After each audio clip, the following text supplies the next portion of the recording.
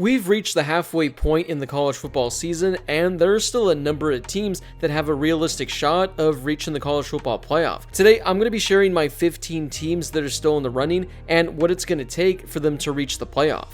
Before we get to today's video, make sure to smash that subscribe button and turn on those notifications if you're new to my channel. If you're watching this video, odds are that you love college football, and odds are you aren't subscribed to my channel. So make sure to subscribe to one of the best college football communities here on YouTube. I'll be posting college football videos every day during the season, so make sure to subscribe so you never miss a video. Also, make sure to drop a like on this video as well. It helps out with that YouTube algorithm and helps share the video with more college football fans. Plus, it only takes a second to do. We'll start off with Georgia, who's currently ranked number 1 in the country and is 7-0 on the season. They have 5 games remaining, and as of right now, 3 of them are against ranked opponents. Their biggest matchup will come on November 5th as they host number 3 Tennessee. If they're able to take down Tennessee and follow that up with wins against Mississippi State and Kentucky, Georgia likely finishes the season undefeated. Even if the Bulldogs were to lose in the SEC title game, I still think they're going to be one of the 4 playoff teams. But things are going to get pretty tricky for Georgia if they were to somehow lose to Tennessee. The Vols would then have the tiebreaker over Georgia, so if both teams finish with the same record in conference, Tennessee will be playing in the SEC title game. Sure, there's still a lot that can happen, and Georgia still can have a shot at reaching the playoff without playing in the SEC title game, but it's all going to come down to whoever wins that Tennessee game. The winner of that game is going to have the advantage and likely be the team representing the East in the SEC title game. So as long as Georgia's able to win that game, I think we're most likely going to see them in the college football playoff. Up next, we have Ohio State, who is 6-0 on the season and is one of 2 undefeated teams left in the Big Ten. Looking at the remainder of their schedule, it's a fairly easy slate. They do have to travel to number 16 Penn State in 2 weeks, and that's going to be a pretty difficult game. But I still think Ohio State pulls out the victory. Their biggest matchup is going to come in the final week of the season when they host number 4 Michigan.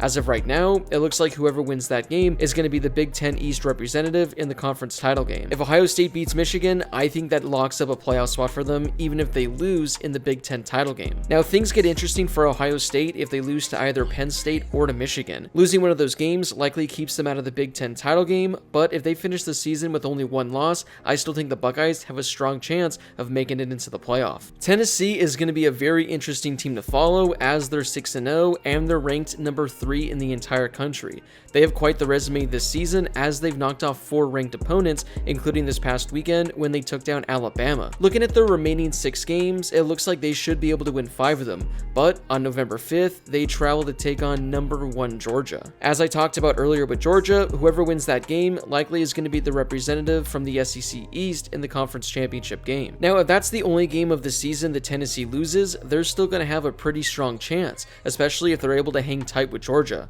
But if they get blown out by the Bulldogs and they miss the SEC title game, they just might be on the outside looking in. But if the Vols are able to win out and beat Georgia in a couple weeks, even if they lose in the SEC title game, I really think Tennessee has one of the 4 playoff spots locked up. With that being said, they can't afford to lose any other games on their schedule, including a pretty tough matchup against number 19 Kentucky next weekend. Michigan is quietly 7-0 on the season, and they might be an even better team than they were last year. Their schedule is fairly easy the rest of the way as they play Michigan State, Rutgers, Nebraska, followed by Illinois and Ohio State. I got nothing but respect for Illinois, but that should be a game that Michigan wins. Then in the final week of the season, they go on the road to play number 2 Ohio State. If Michigan's able to win out and take down the Buckeyes, they'll be undefeated going into the Big Ten title game. Whether or not they win or lose, I think Michigan is likely the Big Ten's representative in the college football playoff. But if Ohio State's their lone loss of the season and they don't make it in, I just don't see a way for Michigan to crack the playoff this year. Clemson is in the driver's seat in the ACC, but their biggest test will come this weekend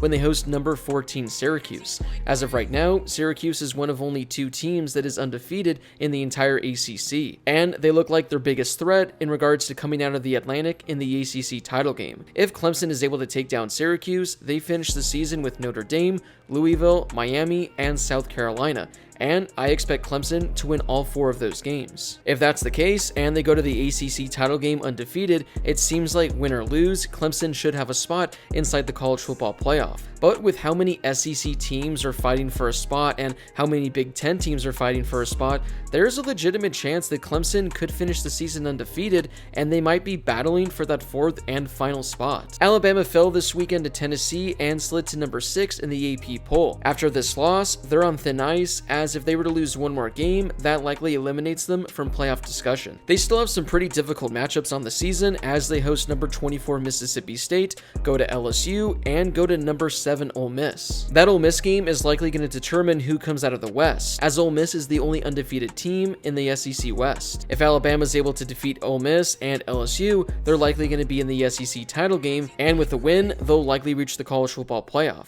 But if they were to lose to Ole Miss, or somehow slip up to LSU, or lose in the SEC title game, that likely means Alabama is going to be missing out on the college football playoff. Speaking of Ole Miss, they're 7-0 and ranked number 7 in the country. Their resume isn't all that impressive so far this season, as they have only 1 ranked win up until this point. They have one of the more difficult schedules to close the season though, as they got to travel on the road to LSU, Texas A&M, and Arkansas, and they host Alabama and Mississippi State. It's tough to see the Rebels going 5-0 to close out the season based on this schedule, but if they somehow manage to pull that off, they're an absolute lock for the college football playoff. But like I said, they probably have one of the more difficult schedules to close out the season. The Rebels still have a shot. As I mentioned, they're currently number 1 in the SEC West, but with so many games remaining against teams right behind them, it seems extremely difficult for Ole Miss to somehow make it through this schedule alive. Quietly, TCU has emerged as a playoff contender, as they're 6-0 and ranked number 8 in the entire country. They've had 3 consecutive top 20 victories, and their best overall win this past weekend against number 8 Oklahoma State. As of right now, they look like the Big 12's best chance of having a team reach the college football playoff, but anything can happen with this conference. They host number 17 Kansas State this week, and still have to go on the road to Texas in a couple of weeks. When looking at TCU's schedule, it's going to be pretty big if they pick up wins over Kansas State and Texas, as those are the 2 teams right behind them in the Big 12 standings. They already have a win over Oklahoma State and Kansas, which are just a couple spots behind the other teams as well. So if TCU is able to own the tiebreaker and lock up a spot in the Big 12 title game, they might have a chance of reaching the college football playoff with only 1 loss. But like I mentioned, they need to have the Kansas State and Texas games circled on their schedule as absolute must wins. I talked about this in my video yesterday, but UCLA really has a shot of reaching the college football playoff. They're 6-0 on the season, and they're tied for the lead in the Pac-12. Well, they go on the road to number 10 Oregon this weekend. If they're able to knock off the Ducks, they'll own the tiebreaker, and they'll have sole possession of first place in the Pac-12. The rest of their schedule is fairly easy until the second and last week of the season, when they host number 12 USC. Even if they lose to USC, it looks like the Bruins will still have a spot locked up in the Pac-12 title game. Regardless of who they play, if they pick up a victory and finish 12-1 on the season, the Bruins are going to be one of the last few teams that are fighting for a playoff spot. But I think it's imperative that they take down number 10 Oregon this week if they truly want to have a legitimate case. Speaking of Oregon, let's talk about them as well. They're ranked number 10 on the season and have won 5 games in a row since their week 1 loss to Georgia. Just like I said with UCLA, it's imperative the Ducks pick up a win this weekend, not only to own the tiebreaker over the Bruins, but if the Ducks have a second loss, that's going to eliminate them from playoff contention. So the Ducks got to go undefeated the rest of the way, winning their final 6 games of the season and winning the Pac-12 title game. If they're able to do that, they're going to finish their season winning 12 consecutive games while picking up some pretty solid victories over BYU, UCLA, Utah, and maybe USC in the Pac-12 title game. Oklahoma State lost their first game of the weekend this past week in overtime to TCU, but the Cowboys are still ranked number 11 and 5-1 on the season. Like I said with Oregon though, the Cowboys are going to have to finish the season going undefeated, but they're going to have plenty of chances to add some really solid games to their resume.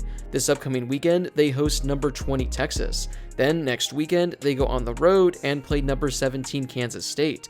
Not to mention, they still have games against Kansas, Oklahoma, Iowa State, and West Virginia. If the Cowboys are able to win out, they'll likely earn a spot in the Big 12 title game. And if they're able to pull off the victory and finish the season 12-1 with some pretty impressive victories under their belt, I think they have a legitimate chance as well. Yet again, another team that lost this weekend that can't afford to lose the rest of the season is number 12 USC. This past weekend was their first ranked matchup matchup of the season, and they lost to Utah, so that's certainly not going to help their case. When looking at the Trojans' remaining schedule, it features a bunch of easy games, but they finish the season on the road at number 9 UCLA and then host Notre Dame. That UCLA game is going to be huge for the Trojans, and they better hope that UCLA is undefeated entering that game, because if UCLA were to drop a game or two, that really isn't an impressive win, and the Trojans likely finish the season without any ranked victories under their belt. And if that's the case, even if they finish the season 12-1 as Pac-12 champions, it just seems really difficult for USC to get into the playoff. But if they're able to take down a UCLA team who's ranked top 6 in the country, maybe a ranked Notre Dame team, and maybe a ranked UCLA, Oregon, or Utah team in the Pac-12 title game, then just maybe they'll be able to sneak into the 4th spot. Although Penn State got blown up by Michigan this past weekend, they still quietly have a small chance of maybe reaching the college football playoff, but a lot is going to have to go their way. First off, they're going to have to win their final 6 games of the season, which includes a matchup against number 2 Ohio State, but they get the Buckeyes at home. Aside from that game, the rest of their schedule is very winnable as they play Minnesota, Indiana, Maryland, Rutgers, and Michigan State. So if Penn State's able to win out, then they have a shot of reaching the Big Ten title game. But because Michigan won this past weekend and owns the tiebreaker, they're going to have the Wolverines lose 2 games the rest of the way. Now, Michigan might lose to Ohio State, but that means the Wolverines are going to have to lose another game at some point this season. Although that's unlikely, anything can definitely happen. We'll wrap up our list with 2 ACC teams, the first being Wake Forest, who's number 13 in the country and 5-1 on the season. Their lone loss of the year came to Clemson as they lost by 6 points. Now, it definitely hurts that Clemson has the tiebreaker, so Wake Forest is going to have Clemson lose 2 games the rest of the season.